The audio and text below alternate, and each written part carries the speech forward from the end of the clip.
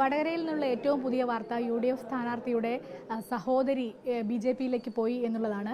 KK Shailaja teacher LDF സ്ഥാനാർത്ഥി നമുക്കിപ്പോൾ ഉണ്ട്. ടീച്ചർ, ഈ ഒരു വാർത്ത, അതായത് സ്വന്തം കുടുംബത്തിൽ തന്നെ, മുരളീധരൻ്റെ കുടുംബത്തിൽ തന്നെ സഹോദരി തന്നെ പോകുന്നു, ഇത് കേരളം മുഴുവൻ ഒരു ക്യാമ്പയിൻ ആക്കാൻ LDF തീരുമാനിച്ചിട്ടുണ്ടോ?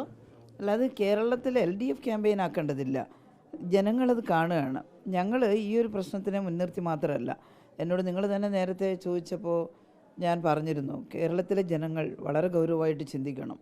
ഇന്ത്യയുടെ പാർലമെൻറ്റിലേക്ക് പോകേണ്ടത് ആരാണ്? അപ്പോൾ പാർലമെൻറ്റിലേക്ക് ചെല്ലുന്ന, ഇവിടുന്ന് ജയിച്ചു പോകുന്ന കോൺഗ്രസിൻ്റെ MP-മാർ, അവരെക്കുറിച്ച് ഇപ്പോൾ ജനങ്ങൾക്ക് വിശ്വാസ്യതയില്ലാതായിരിക്കുകയാണ്. കാരണം അവരിൽ ആർക്കും BJPയിലേക്ക് പോകുന്നതിന് ഒരു തടസ്സവും ഇല്ല എന്നുള്ളതാണ്. ഇപ്പോൾ ഇവിടുന്ന് പത്മജ പോയത് മാത്രമല്ല, നിങ്ങൾ കണ്ടില്ലേ ഹിമാചൽ പ്രദേശിലെ അവിടുത്തെ കൂട്ടത്തോടെ MLA-മാർ BJPയിലേക്ക് പോകുന്നു. ഗോവയിൽ കോൺഗ്രസ്സിന് ഭരണം കിട്ടി, ആ ഭരണം മുഴുവൻ അട്ടിമറിക്കപ്പെട്ടത് അവർ ബൾക്കായിട്ട് ഒന്നടങ്കം BJPയിലേക്ക് പോയതിൻ്റെ ഭാഗമായിട്ടാണ്. ഇപ്പോൾ ആസാമിലൊരു MP, ആസാമിൽ തന്നെയാണെന്ന് തോന്നുന്നുണ്ട്, തിരഞ്ഞെടുക്കപ്പെട്ട ഒരു MP പിന്നെ BJPയിലേക്ക് പോയിരിക്കുന്നു. അതുപോലെ തന്നെ തമിഴ്നാട്ടിലൊരു MLA. അപ്പോൾ ഇത് കോൺഗ്രസ്സിൽ നിന്ന് BJPയിലേക്ക് പോകുക എന്നുള്ളതിന് ഒരു വിഷമവും ഇല്ലാത്തൊരു കാര്യമായിട്ട് മാറിയിരിക്കുകയാണ്. അതിന് കാരണം കോൺഗ്രസിൻ്റെ നയം തന്നെയാണ്. കോൺഗ്രസ്സിന് വളരെ നിശ്ചിതമായിട്ടുള്ള ചില അഭിപ്രായങ്ങൾ ചില കാര്യത്തിൽ വേണം. ഞങ്ങളെ സംബന്ധിച്ചിടത്തോളം ഇടതുപക്ഷം വളരെ വ്യക്തമായിട്ട് ഞങ്ങളുടെ അഭിപ്രായം പറയാറുണ്ട്. ഇന്ത്യ എന്ന് പറയുന്ന രാജ്യം മതേതര രാജ്യമായി തുടരണം. മതേതര രാജ്യമാവുക എന്ന് വെച്ചാൽ എല്ലാ മതവിശ്വാസികൾക്കും സമാധാനത്തോടെ ജീവിക്കാൻ കഴിയുന്ന ഒരു അവസരമാണ്. ഇവിടെ ഏതെങ്കിലും ഒരു മതത്തിൻ്റെ പേരിൽ രാജ്യമാവുക, അങ്ങനെ അത് ശരിയല്ല എന്ന് ഞങ്ങൾ വ്യക്തമായിട്ട് പറയുന്നു. അത് ഏതെങ്കിലും മതത്തെ, ഹിന്ദുവിനെയോ ക്രിസ്ത്യാനിയോ മുസ്ലിമിനെയോ ഇകഴ്ത്താനല്ല, ഓരോരുത്തർക്കും അവനവൻ്റെ വിശ്വാസ പ്രമാണങ്ങൾ സംരക്ഷിക്കാൻ സാധിക്കണം. അത് വ്യക്തമായിട്ട് പറയാൻ കോൺഗ്രസ്സിന് കഴിയുന്നില്ല.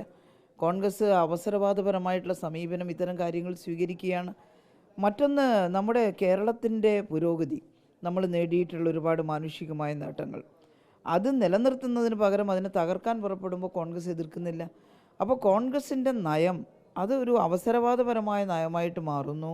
അതിലെ നേതാക്കൾ തന്നെ, ഞാനിപ്പോൾ ആരെയും വ്യക്തിപരമായിട്ടൊന്നും പറയുന്നില്ല, ഉള്ളിലൊന്ന് വെച്ചുകൊണ്ട് മറ്റൊന്ന് പ്രചരിപ്പിക്കുകയാണ്. അപ്പം ഞാൻ BJPയുടെ നോമിനിയാണെന്നൊക്കെ, പിന്നെ എനിക്ക് മുരളീധരനോട് യാതൊരു തരത്തിലുള്ള വ്യക്തിപരമായിട്ടുള്ള വിദ്വേഷവും ഇല്ല. പക്ഷേ BJPയുമായി ഒരു കൂട്ടുകെട്ടുണ്ട് എന്നായിരുന്നു പറഞ്ഞിരുന്നത്. അതെ, അതിപ്പം ജനങ്ങൾക്ക് നന്നായിട്ട് മനസ്സിലായല്ലോ ആർക്കാണ് BJPയായിട്ട് കൂട്ടുകെട്ടുണ്ടാവുന്നത് എന്നുള്ളത്.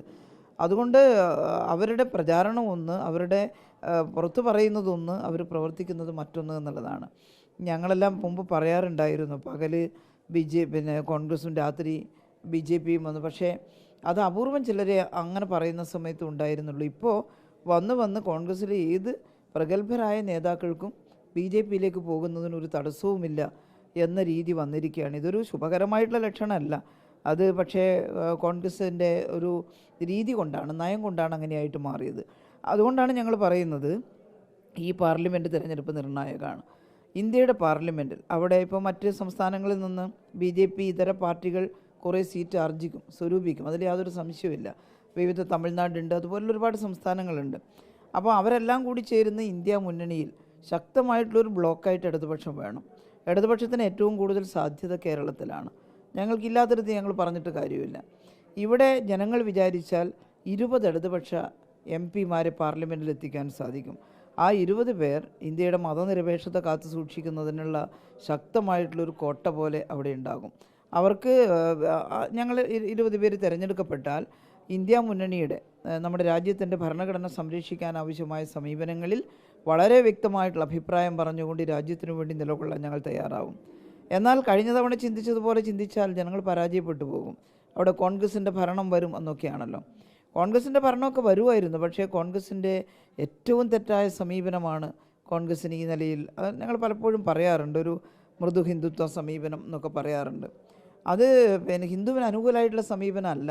ഇന്ത്യ രാജ്യം മതേതരമാവുക എന്നുള്ളതാണ് ഇന്ത്യയിലെ ഹിന്ദുവിനും മുസ്ലിമിനും ക്രിസ്ത്യാനിക്കും ഒക്കെ ഗുണം ചെയ്യുന്ന ഒരവസ്ഥ.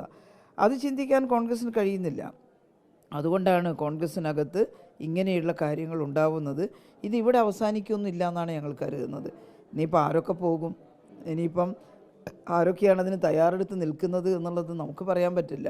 അതുകൊണ്ട് കേരളത്തിലെ ജനങ്ങൾ ചിന്തിക്കണം.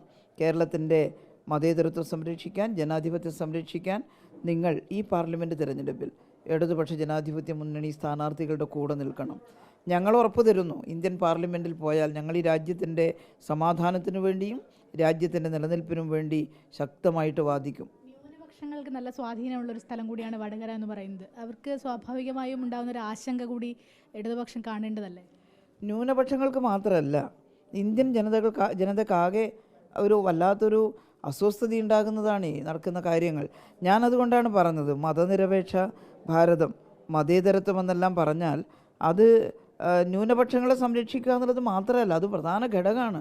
മതന്യൂനപക്ഷ വിഭാഗത്തിന് ഒരു രാജ്യത്തെ ഗവൺമെൻറ് സംരക്ഷണം കൊടുക്കണം എന്നുള്ളത് പ്രധാനപ്പെട്ട ഒരു ഘടകമാണ്. ന്യൂനപക്ഷ വിഭാഗം ആയതുകൊണ്ട് തന്നെ, എണ്ണത്തിൽ കുറഞ്ഞവരായതുകൊണ്ട് തന്നെ.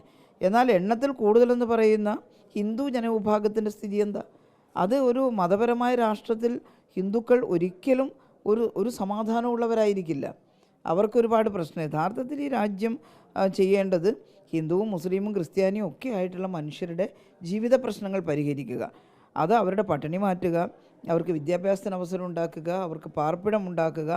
അതിനകത്ത് മതപരമായിട്ടുള്ള സ്പർദ്ധയൊന്നും വേണ്ടതില്ലല്ലോ. അതാണ് നമ്മൾ കാണേണ്ടത്. ഇടതുപക്ഷം കാണുന്നത് അങ്ങനെയാണ്. ഇവിടുത്തെ സിറ്റിംഗ് എം പിയുടെ, കോൺഗ്രസ്സുകാരനായ സിറ്റിംഗ് എം പിയുടെ സഹോദരി BJP-യിൽ പോകുമ്പോൾ അത് ഇവിടുത്തെ ന്യൂനപക്ഷങ്ങൾക്ക് ഒരു അരക്ഷിതാവസ്ഥയിലേക്ക് കാര്യങ്ങൾ എത്തിക്കില്ലേ? അത് അവരാണ് ചിന്തിക്കേണ്ടത്.